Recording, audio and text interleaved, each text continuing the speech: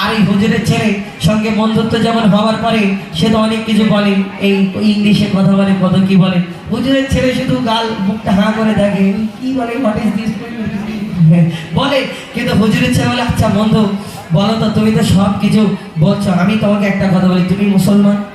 বলে হ্যাঁ আমি মুসলমান। আল্লাহ এক? হ্যাঁ আল্লাহ এক। নবী এক, কোরআন এক।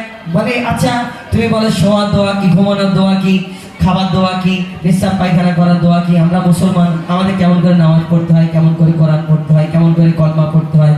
তখন সেই ডাক্তারের ছেলে বলে, আমি তো এইসব কোনোদিন শুনিনি, আমি তো জানিনি। বলে হ্যাঁ বন্ধু, জানতে গেলে এটা মাদ্রাসায় পড়াশোনা করতে হবে, মক্তবে পড়াশোনা করতে হবে।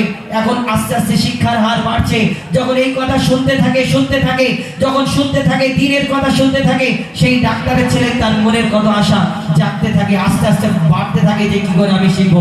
তার বাড়িতে গিয়ে তার